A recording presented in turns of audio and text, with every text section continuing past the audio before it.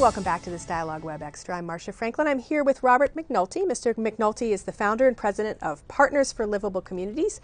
That's a nonprofit that brings together public and private entities to help revitalize communities around the country and even the world. Thank you for having me. You're welcome. And I wanted to talk a little bit more about something that I know is a major initiative of Partners, and that is something called Aging in Place. Yes. First, define a little bit about what that means. We are, in this country and many of the countries in the world, particularly Europe, and frequently the hub of Korea, Japan, and even China, on a demographic curve where older people over 55, are growing at an exponential rate. And anyone who's interested in urban affairs or community or designer planning will very easily realize that the moment that you lose your driver's license, or the moment you have mobility challenge, or the moment you have a beloved family member die and your house is too large, we will be confronted on a growing scale with people that have to either move or adjust to a changing circumstance. And so what we and AARP have found that 95% of people in this country have said that they would prefer to stay in their own home, their own neighborhood, and I hate to say it, but die at home, as opposed to move 2 or 3 times and pass away in an intensive care facility in some nursing home.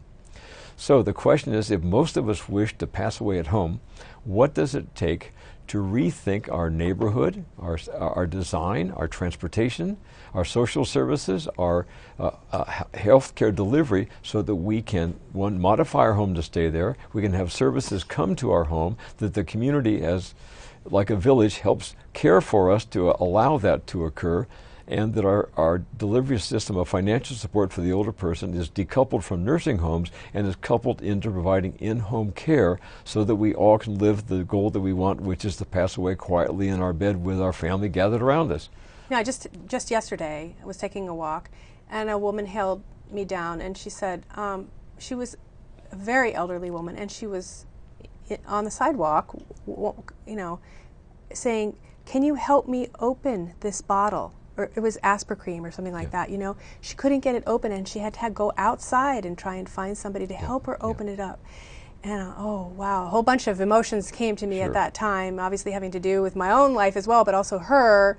And if she's having an issue with that, what are the other things is she alone having to deal with? So what are some of the answers, do you think? Well, so I've described the broad agenda that if we all want to somehow be part of a community, stay as long as possible in our old home or apartment, then we need to rethink design and planning and social services and community and relationships to allow that to occur. If you're going to create, say, denser housing or pods or anything like that, somebody's going to have to move at some point to that type I'll use of an example.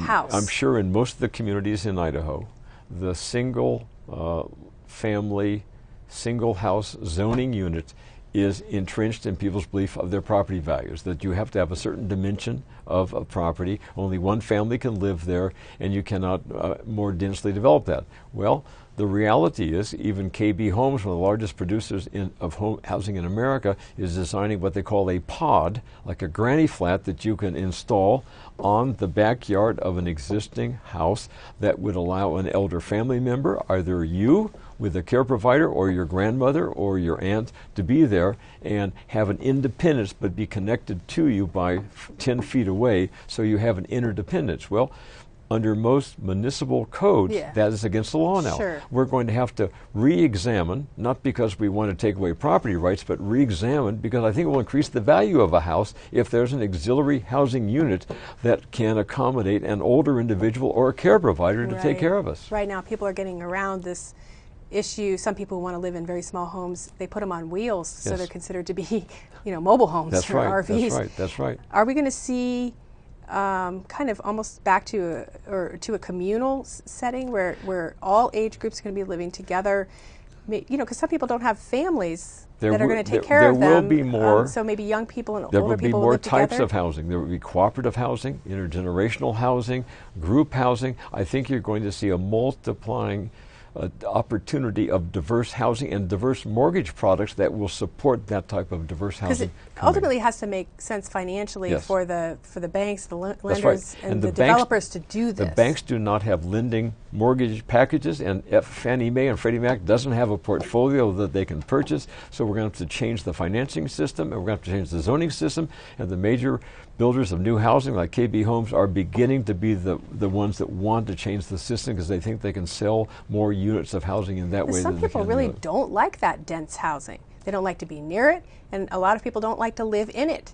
They don't like to hear the noises from other people. And Well, see, you know, then the other option is to decouple the federal funding for Medicaid for elderly infirm people from a nursing home to a delivery of services in your home. Right. In Scandinavia, every Scandinavian country, even in very rural areas, provides an in-home health support for an older person.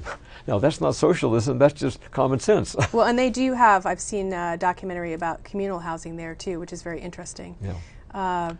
So transportation has to change. Transportation is huge. It has to change. But we do have vans, some vans, not always True. in the rural areas though. And we do have Meals on Wheels and things like that we already have in state place. waivers of liability for volunteer drivers working with interfaith groups using church vehicles of transporting people back and forth. 11 states have passed a law that allows for complete no liability of volunteer drivers working with nonprofit or faith-based organizations to be a transportation volunteer for rural or inner-city elders. More states need to take a look at that law so that we can get more faith congregations and more volunteers to be driving support for people from dialysis to going to an arts program. What about robots out into the future? You know, checking in on you and it sounds far-fetched, but I know that in some Asian countries they're already starting to look at.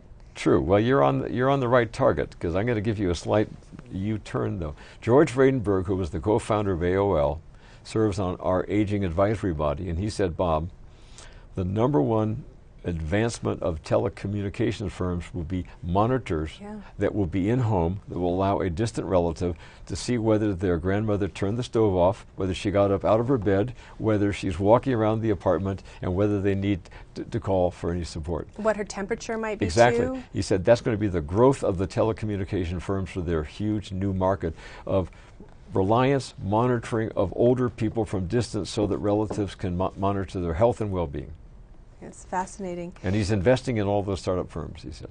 And we talked a little bit about this in the main program, but also this idea of, for those older people who are still competent, I guess is the best word, that there's some exciting ideas placing housing near universities, near libraries, maybe even in a university setting so that people can still get that lifelong learning but don't have to go very far to do it. Okay, that's a wonderful lead-in. The library is the great good place in our community. 4 library systems, led by St. Paul, are actually building new libraries with elder affordable housing as part of the library. So all you have to do is walk downstairs or take the elevator downstairs. The library's downstairs. And the Meals on Wheels is serving the food in the library and inviting everyone in the library to share a common lunch together, so we're forming a better community. It's been my sense that the library and the reinvention of the library it's almost like the greatest democratization force that we have in our country right now, because not everyone goes to the public schools anymore, but most people at some point have touched the library. And community colleges, universities increasingly are saying, how can we create a housing agenda on or by our campus of independent living, dependent living, supported living, even hospice, using our medical school as a resource, and training for offer life auditing, sports, recreation, so that when these wonderful older people that have come to love our university pass away, they leave their money to our endowment fund, which Clemson and Michigan State and even Bowdoin College are building housing on their campuses for the older individual. So let's talk about paying for things. You know, you do have people in communities, people have raised their children or maybe never had children, and they're older now, and they're like, you know, I don't want to pay for all these things. Yep.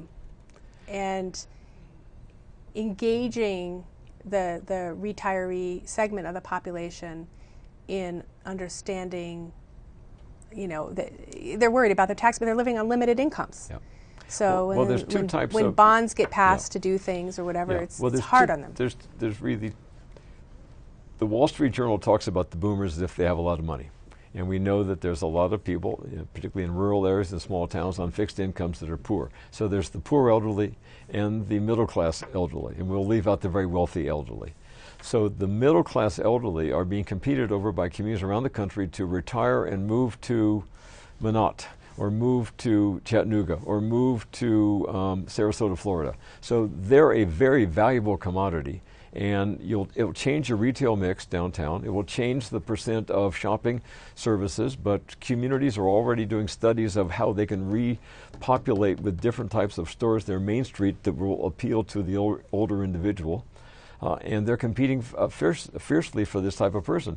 But no one is really looking after the older, low-income individual. And that's where I think United Way, Volunteers America, Salvation Army, community philanthropy, healthcare conversion foundations need to ensure that this is not an equity agenda of that we're benefiting the middle class and the educated elder, but we're forgotten and putting under the carpet the low income and needy elder. Particularly as immigrants become a larger part of our population, their older parents will be here, and we then will have a cultural challenge of how you, for example, I'm working in Montgomery County with Maryland with an Indian, a large Indian population, and they find it culturally embarrassing to actually ask the government for any services for their elderly mother and father. So one size does not fit all. You need to adapt the support of the older person to the culture and to the community's needs. I was also thinking about some of the divisiveness that can happen between generations when one generation feels that it has done its it's made its payments to society, basically, and then it's being asked to help support through bond issues and other things. That has become a major issue in England. In fact, the Minister of Education in England has written a book on, will this be generational warfare? But in America, I have not heard that much in America. But it's more common in Europe and particularly in England. And also, if you could maybe convince or show an older population in an area that a school bond might also include a workout center for older people. There's some nexus between what they're paying for and what they're getting. A good school bond in renovating a school would turn the senior center into a community center in the school and make it a win-win. And the parks bonds would basically. Parks can be very friendly to the older person if there is an architect or landscape architect that walks the grounds with them to ensure that they feel comfortable on the surface, on the walking, and perhaps even in certain types of things. So I think we all need to be more clever in packaging our referendums and our bond issues to ensure there's something for everyone.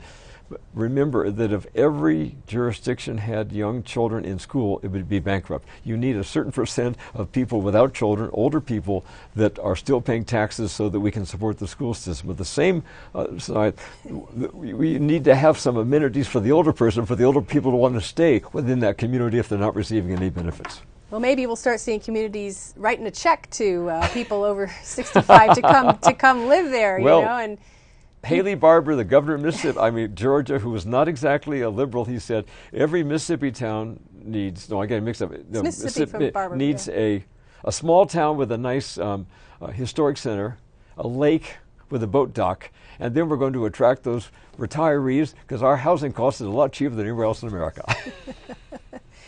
As we wrap up, when you look at this boom that's happening, the aging boom, Are you optimistic? It sounds like ultimately that is your personality style, that these things can be worked out, or do you think we're headed for something that, we hear a lot of catastrophizing of what's about to happen. We're working in 40 communities now, sponsored primarily by MetLife, working with the Trade Association of Area Agencies on Aging. So I'm seeing the Pollyanna. I'm seeing the people that want to do something as opposed to the people who don't. But I've lived in the same house in Maryland near the Washington border since 1970. I'm 73. I'm still working. I'm sort of vital, and I plan to pass away in bed in my home. So that was my final question. I have a vested interest. I have a vested interest in this succeeding. Have you had to modify your home at all? Or? No, but my wife and I are about to put those modifications in so that if we're in a wheelchair or crutches, that we can come in through the back and we can put a bedroom on the ground floor, and we can still enjoy having our neighbors over for dinner. Fair enough. Well, there's more information on your Aging in Place initiative on your website, which we will link to. And thank you for staying to talk about this issue a little bit more in this Well, Web thank Extra. you for giving me the opportunity. I appreciate Obviously, it. it means something to me. Yeah. Well, all of us are going to grow older. It's not. The other option is not one that you wish to have. No, it certainly is not. It certainly is not. Thank you very much. You've been listening to Robert McNulty. He is the founder and president of Partners for Livable Communities. I'm Marcia Franklin. Thanks for tuning in to this Dialogue Web Extra.